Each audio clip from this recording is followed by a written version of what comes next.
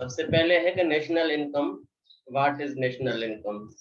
National income is the money value of all goods and services produce in a country during a year. It includes income from all the productive sectors. The term money value means the value estimated at the current price of the goods and services.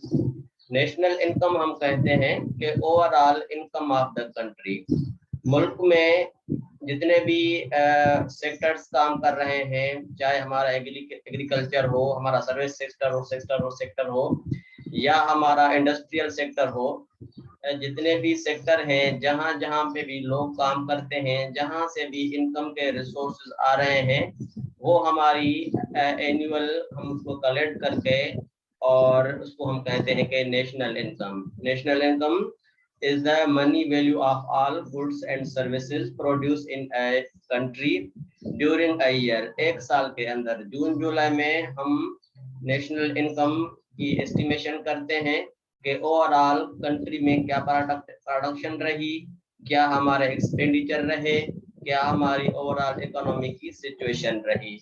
ये हम major करते हैं annually जब हम budget बना रहे होते हैं या जब हम कैलकुलेशन कर रहे होते हैं. तो यहाँ पे हमें जो चीज़ अंडरस्टैंड करनी है वो है कि नेशनल इनकम की एक जो डेफिनेशन है, जैसे ये सिंपल लिखी हुई आपको याद हो और किसी को बताने के लिए आपको ये लाजमी याद हो. सेकंड में ये है कि the term money value means the value estimated at the current price of the goods and services.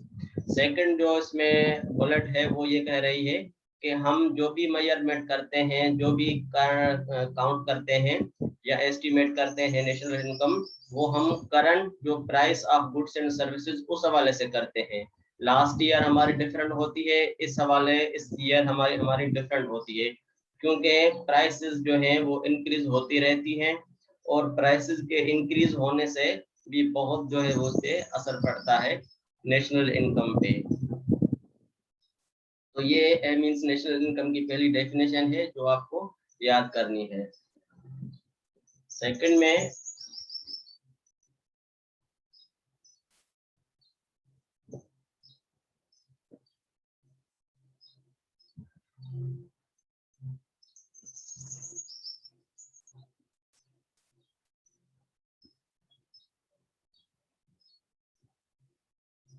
मुख्तलिफ होते हैं. नेशनल इनकम को जब हम मेजर करते हैं तो मुख्तलिफ तरीकों से करते हैं और उसके मुख्तलिफ जो है फैक्टर्स होते हैं जिसको हम मेजर करते हैं. तो ये जो हमारे basic concept of national income में वर्ड्स दी गई हैं कि जीडीपी है, जीएनपी है, नेट नेशनल प्रोडक्ट है, पर्सनल इनकम है, डिस्पोजेबल इनकम है एंड पर कैपिटा इनकम है. इसको हम डिटर्मिनेंट्स भी कहते हैं और इसको हम फैक्टर्स भी कहते हैं. सबसे पहला जो है वो है GDP, gross domestic product. Gross domestic product का मतलब है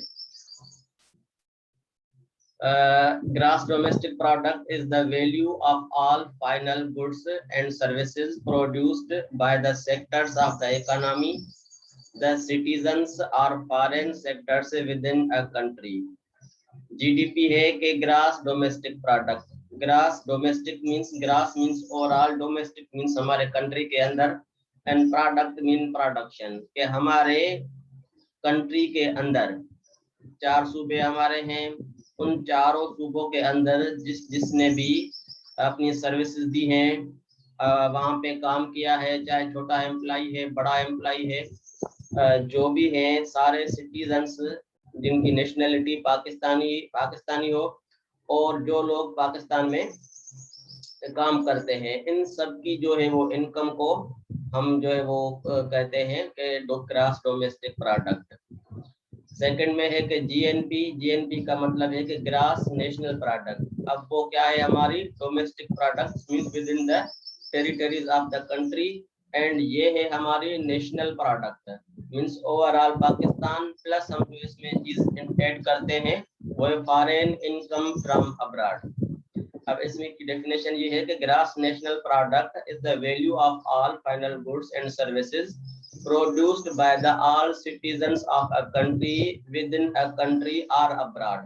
जैसे हमारे कुछ लोग होते हैं फॉरेन में काम करते हैं, तो जो इनकम वो हमारे पास भेजते हैं तो उसको भी हम जब काउंट करते हैं तो उसको हम काउंट करते हैं जीएनपी में। तो ये दो हैं, जीडीपी एंड जीएनपी। इसमें सिर्फ डिफरेंस ये है कि जीडीपी हमारी जो कंट्री के अंदर जो लोग एम्प्लॉय हैं, काम करते हैं, उनकी जो है वो गुड्स एंड सर्विस को देखा जाएगा। और सेकंड में जीएनपी है, वो सिर्फ सेम होगी, उसमें ऐड सिर्फ ये होगा कि फॉरेन कंट्री में जितने भी हमारे पाकिस्तानी सिटीजन रहते हैं वहां से इनकम यहाँ पे भेजते हैं, उसको इसको हम काउंट करते हैं। तो हमारे फैक्टर्स या डिटर्मिनेंट्स ऑफ नेशनल इनकम ये हैं। थर्ड में जो है वो है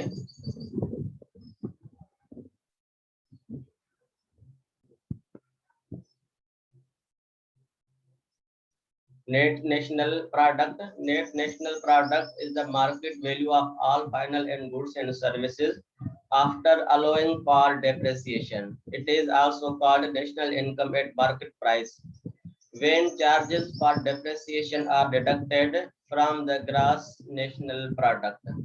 अब नेट नेशनल प्रोडक्ट का मतलब है कि हमारे पास जो नेट इनकम हमें हासिल हो।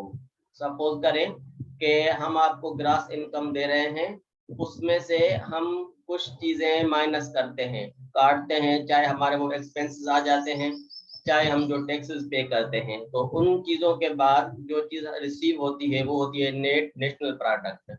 जैसे पूरे पाकिस्तान में नेशनल इनकम हो गई, नेशनल इनकम से हम माइनस करते हैं डेप्रिसिएशन या जो भी हमारी चीजें आ जाती हैं, फिर हमें नेट मिलता है वो हमारा नेट नेशनल प्रोडक्ट होता है। डेफिनेशन में ये चीज है कि net national product is the market value of all final goods and services. Market value कि आज इसकी मार्केट वैल्यू क्या है, जितनी भी मार्केट वैल्यू होगी फाइनल गुड की।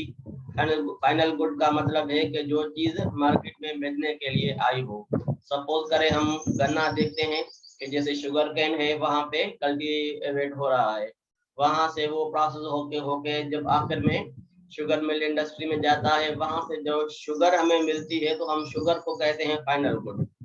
बाकी जो प्रोसेस गुजरा है, चाहे हमने बीज उसमें लगाया है, वहां पे लेबर ने काम किया है, तो वो सारी चीजें इसको हम काउंट नहीं करेंगे। सिर्फ जो शुगर है, शुगर को हम कहते हैं फाइनल गुड्स एंड सर्विसेज, उसको हम काउंट करते हैं आफ्टर अलोइंग फॉर डेप्रिसिएशन। अब उस जो शुगर मिली है, तो शुगर से हम डेप्रिसिएशन का मतलब है अखराजात, कि उस शुगर को प्रोड्यूस करने के लिए क्या क्या अखराजात नजर आए, वो सारे उससे माइनस करेंगे। फिर जो हमें उसकी मार्केट वैल्यू मिलेगी, चाहे वो 100 रुपी है या 80 रुपी है या 110 रुपी है, जितनी भी रुपीज हैं, उसको हम कहते हैं हम नेट नेशनल इनकम। सेकंड में कि when charges for depreciation are deducted from the gross national product, net national product is equal to GNP minus depreciation। GNP जो हमने पहले पढ़ा, आप देख रहे हैं इसमें से माइनस करते हैं डेप्रिसिएशन। डेप्रिसिएशन का मतलब है कि क्या उसमें एक्सपेंस आए, क्या उसमें जो है वो खर्चात आए, क्या उसमें एक्सपेंडिचर आया, वो उससे माइनस करके फिर हम उसको कहते हैं NNP। RNNP is equal to C का मतलब है consumption plus investment plus government expenditure, plus में करते हैं एक्सपोर्ट, माइनस करते हैं इंपोर्ट, और net financial income from abroad, और माइनस करते हैं डेप्रिसिएशन। जो इसका फार्मूला है ये भी आप लिख सकते हैं, या जो ऊपर लिखा हुआ है ये वाला, तो आप इसको भी वो कर सकते हैं। इसके बाद है डेप्रिसिएशन। इसकी भी डेफिनेशन दी गई है कि depreciation describe the devaluation of fixed capital through wear and tear associated with its use of productive activities. Depreciation का मतलब है कि devaluation of fixed capital through wear and tear. जो भी हमारा उसमें फिक्स्ड कैपिटल होता है, उसमें जो चीज इस्तेमाल होने के बाद वो खराब हो जाती है या उसकी वैल्यू कम हो जाती है, तो उसको हम जो है वो यूज करने के लिए जो भी इसमें अखराजात करते हैं कि दोबारा वो चीज हमारे उसमें आ जाए, तो उसको डेप्रिसिएशन कहते हैं। उसके बाद है कि पर्सनल इनकम। पर्सनल इनकम, पर कैपिटा इनकम।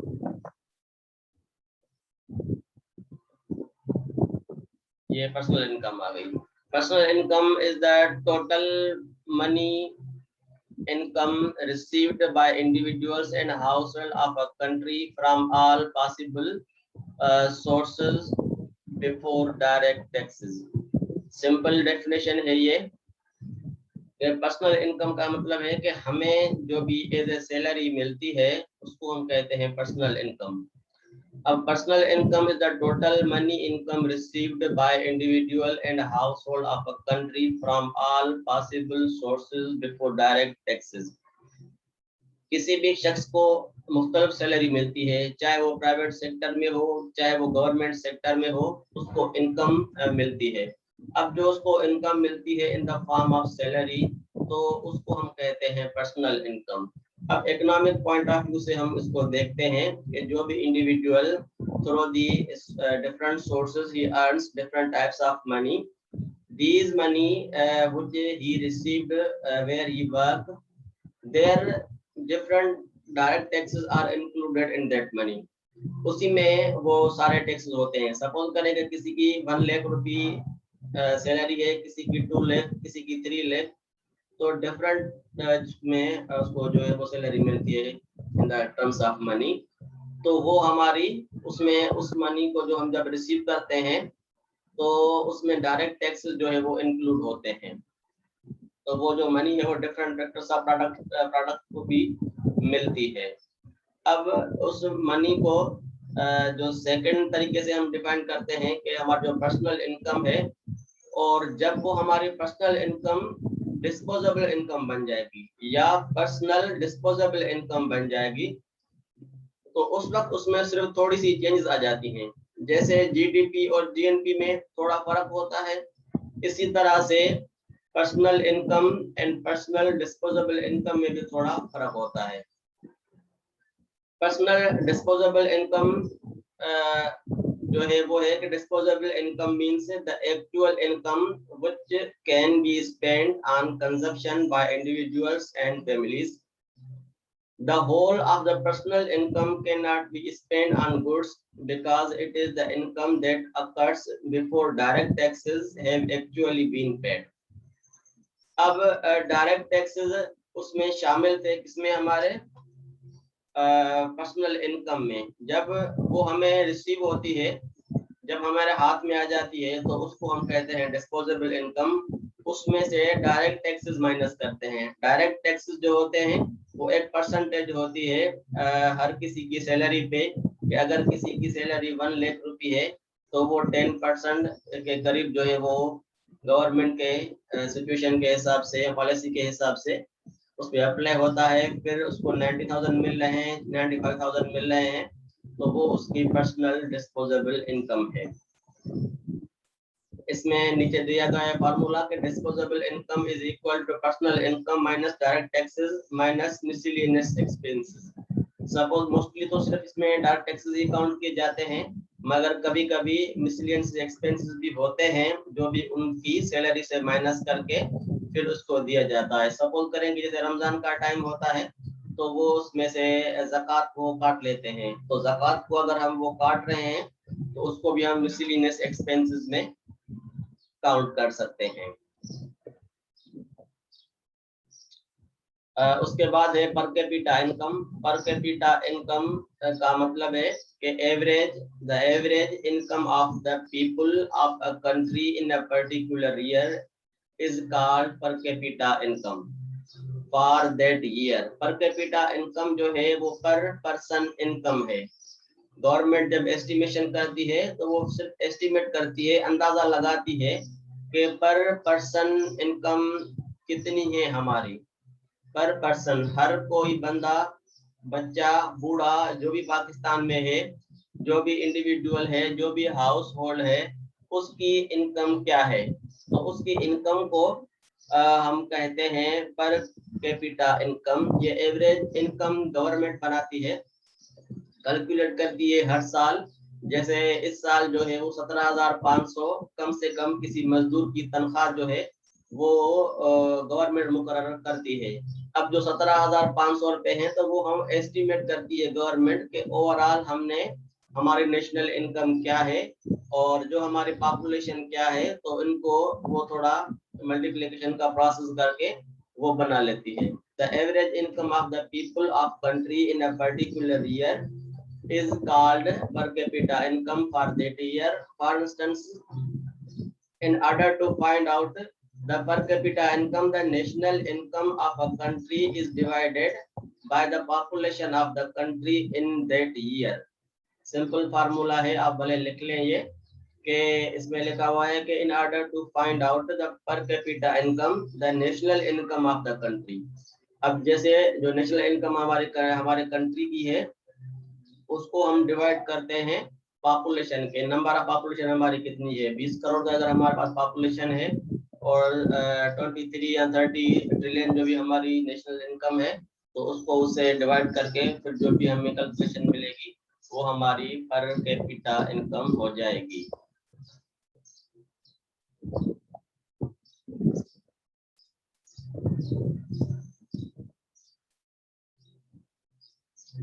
ये एग्जांपल दिया गया है, एक कंट्री, मुख्तलिफ कंट्रीज हैं जिनकी जो है वो पर कैपिटा इनकम है। ये 4 कंट्रीज हैं, लग्जमबर्ग है, स्विट्जरलैंड है, नॉर्वे है, कतर है एंड मैकाओ। इनकी जो है वो इनके डॉलर्स में दी गई है।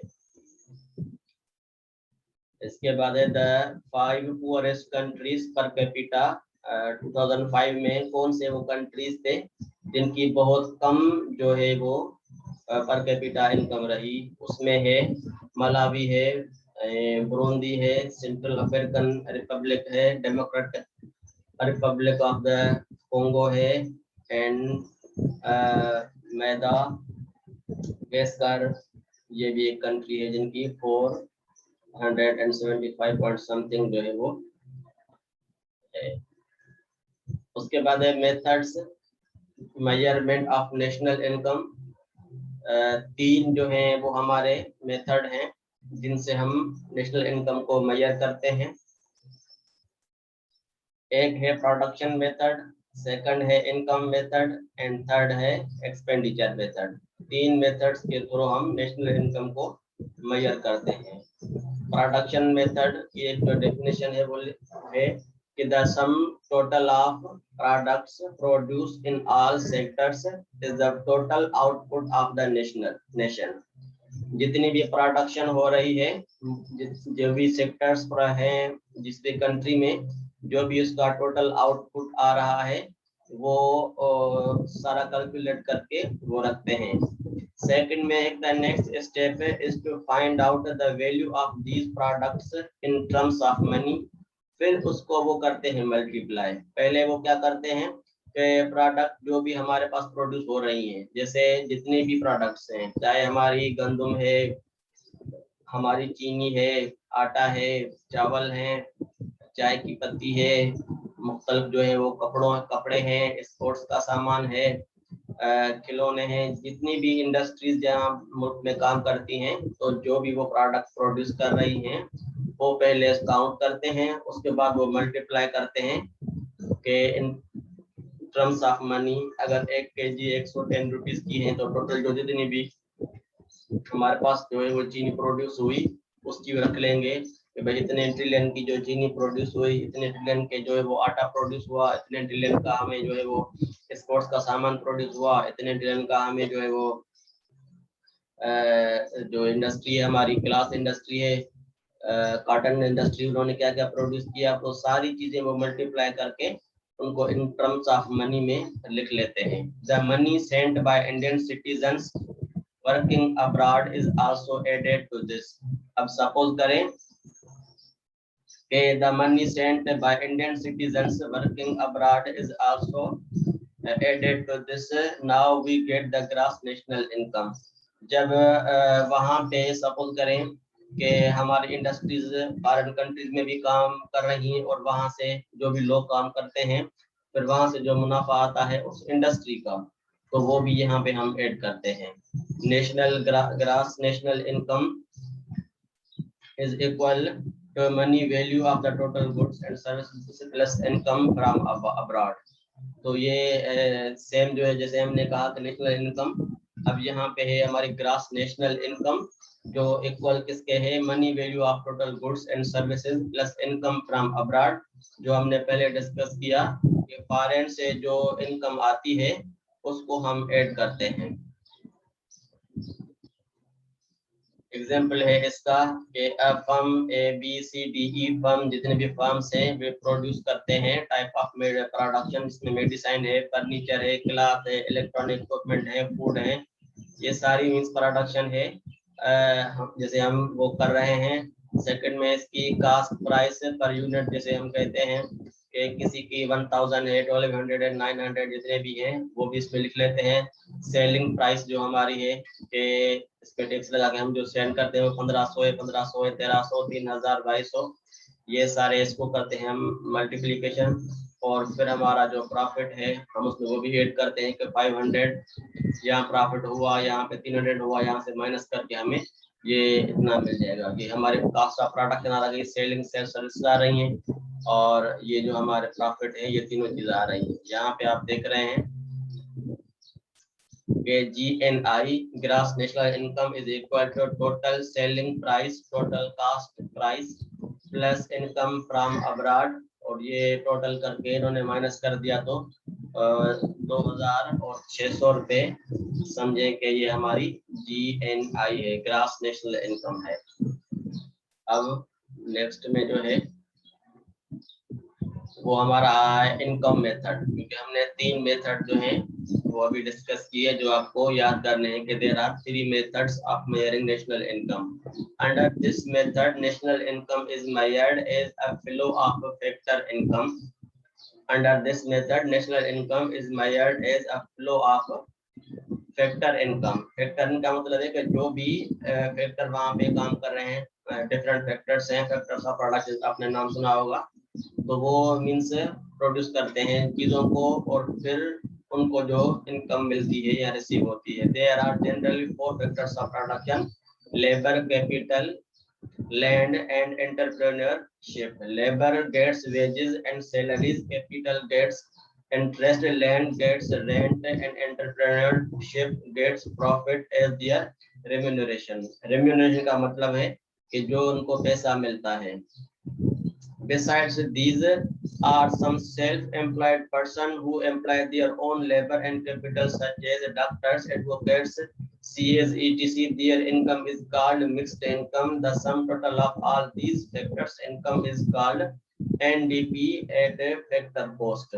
GNI is equal to rent plus wages plus interest plus profit plus income abroad. तो ये सब चीजें मिला के हम क्या बनाते हैं, ग्रास नेशनल इनकम। इसके बाद है इसका एग्जांपल जो इन्होंने दिया है, the production of bread has 3 stages. First the farmer produce the wheat and sell it to the flour mill. Second इसका है कि the manufacturers it into flour and sell it to the baker. Third, the baker makes bread and sell it to final customer and take final price of bread and take value of। तो इसमें एक process बताया है कि अगर कोई भी farmer है कोई चीज प्रोड्यूस कर रहा है तो वो प्रोड्यूस जब तो कर रहा है उसकी फाइनल जो आ जाती है, जैसे फ्लोर हम बनाते हैं लास्ट में, तो वो फ्लोर को ही वो काउंट करके उसको वो करा देते हैं। यहाँ पे इन्होंने एग्जांपल दिया है कि find out national income, total wages and salaries received ये हैं, total interest and dividend received है ये हैं। ये एक क्वांटिटेटिव है, इसको हम बाद में करेंगे, पहले हम थोड़ी अंडरस्टैंड कर लेते हैं। और थर्ड हमारा है एक्सपेंडिचर मेथड। एक्सपेंडिचर मेथड का मतलब है कि क्या एक्सपेंस हुआ हमारा, हाउस होल्ड और consumer expenditure on consumption goods. आपको जो इनकम मिली आपने वो गुड्स पे खरीद जो है वो खरीद करने में लगा दी। फर्म और producer expenditure on capital goods also known as gross investment. जैसे एक बंदे को इनकम मिलती है तो वो अपने घर का सामान वगैरह एक्सपेंडिचर वहां पे कर देता है, फर्म को अगर कोई उसको इनकम मिल रही है तो वो दोबारा उसमें इन्वेस्टमेंट करता है, मुख्तलिफ चीजें जो है वो इन्वेस्टमेंट में लगा देता है पूरी अपनी जो है वो इनकम। और government expenditure on goods and services excluding transfer payments, expenditure on exports and imports. Government को भी जो भी इनकम आती है फिर दोबारा वो स्कूल्स बनाती हैं, ओवरहेड्स बनाती हैं, ब्रिजेस बनाती हैं, मुख्तलिफ चीजों में वो खर्च करती रहती है। यहाँ पे एक वर्ड है transfer payments, excluding transfer payments. Transfer payments का मतलब है कि ऐसी पेमेंट्स जिसमें कोई भी हमारी जो है वो, जैसे हम कहें कि सर्विस नहीं दी हो, हमने मजदूरी उसमें नहीं की हो, हमने उसमें काम कोई नहीं किया हो, हमें वो चीज बगैर किसी मेहनत के मिल जाए। उसका एग्जाम्पल एक तो होता है ट्रांसफर पेमेंट का, वो है पेंशन जो गवर्नमेंट देती है रिटायर लोगों को, तो वो ट्रांसफर पेमेंट कहलाती है। जैसे उसमें कोई भी हम जो है वो काम नहीं करते, गवर्नमेंट वो देती रहती है। या मुख्तलिफ टाइप की स्कॉलरशिप जैसे मिलती हैं, तो वो सारी चीजें ट्रांसफर पेमेंट कहलाती हैं, जिसमें कोई भी शख्स काम नहीं करता, उसको सिर्फ इनकम रिसीव होती है। Gross national income is equal to individual expenditure plus government expenditure. दोनों को उन्होंने ऐड कर दिया है कि लोगों का जो भी एक्सपेंडिचर है वो काउंट कर रहे हैं, और गवर्नमेंट एक्सपेंडिचर है उसको भी वो कर रहे हैं। तो ये चीजें हैं, आप इसको अंडरस्टैंड कीजिएगा। टाइम यहाँ पे आउट शो हो रहा है। टोटल कंज्यूमर एक्सपेंडिचर, ये भी एग्जांपल है, ये हम कल करेंगे अपनी क्लास में क्वांटिटेटिव के लिए। ये स्लाइड्स जो है मैं आपसे शेयर कर दूंगा। यहाँ पे कुछ इम्पोर्टेंस दी गई हैं नेशनल इनकम की कि क्या इम्पोर्टेंस है। इसमें ये है कि useful in measuring the standard of living of national through estimating पर capita income of the nation. Country की जो पर कैपिटा इनकम है, जब वो हम मेजर करते हैं तो उससे हमें पता चलता है कि लोगों का स्टैंडर्ड ऑफ लिविंग क्या है, लोग किस तरह से वो अपनी जो लाइफ है वो सरवाइव करते हैं, उनके पास फूड शेल्टर वगैरह सारी चीजें किस टाइप की हैं। तो उनसे हम मेजर करते हैं नेशनल इनकम से थ्रू दी पर कैपिटा इनकम। जिस भी कंट्री की नेशनल इनकम बहुत ज्यादा होगी तो ये एक जो है वो क्लियर है कि ऑब्वियसली उसकी पर कैपिटा इनकम भी अच्छी होगी। और जिस भी कंट्री की नेशनल इनकम कम होगी तो उसकी ऑटोमेटिक पर कैपिटा इनकम लो होगी। The time series comparison year two year measuring growth of the economy. Second में इसकी ये इम्पोर्टेंस हमें मिल रही है कि अगर हम देखें कि जैसे 2021 है तो 21 में जो भी बजट आएगा वहां पे कितना वो रख रहे हैं पर कैपिटा इनकम, और जो आज से 10 साल पहले अगर हम लें तो वहां पे क्या इनकम थी, क्या उसमें चेंजेस आई, तो वो सारी हम यहाँ से कर सकते हैं, इकोनॉमी को देख सकते हैं, मुख्तलिफ चीजें मेजर कर सकते हैं। उसके बाद एक कंपैरिजन बिटवीन टू और मोर कंट्रीज कैन बी मेड। अगर हम चाहें इंडिया का और पाकिस्तान का, पाकिस्तान का और सऊदी अरब का, पाकिस्तान का और बांग्लादेश का, पाकिस्तान का और मलेशिया का अगर हम कंपेयर करें तो यही डेटा हमें शो करती है किसी भी कंट्रीज की इम्पोर्टेंस या वैल्यू देखने के लिए। उसके बाद एक useful in revealing the expenditure pattern of a country.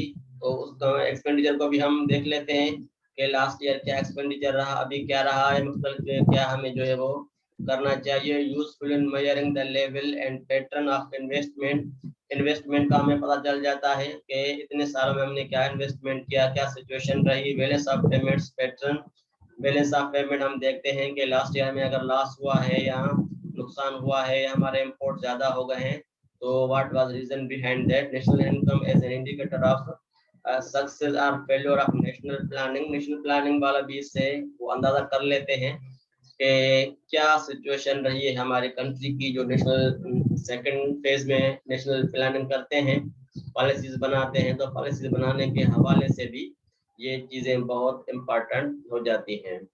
इस चीज को हम यहाँ पे इन करते हैं, कल दोबारा हम फिर जो है वो स्टार्ट करेंगे। अगर आपका कोई क्वेश्चन है तो भले पूछ लें। सर क्वेश्चन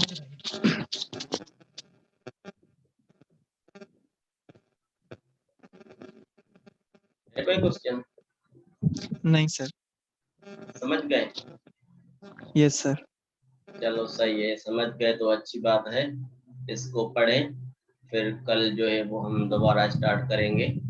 आज आप अच्छा जो है वो इसका स्क्रीनशॉट निकाल के ग्रुप में सेंड कर दें।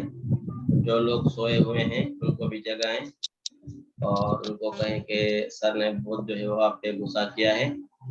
और इसके अलावा ये जो एनी है, फिजिकल क्लासेस में नहीं आ रही थी, जी इन्होंने सर। ज्वाइन किया है, उनको ये बताएं और क्लास को यहाँ पे हम एंड करते हैं।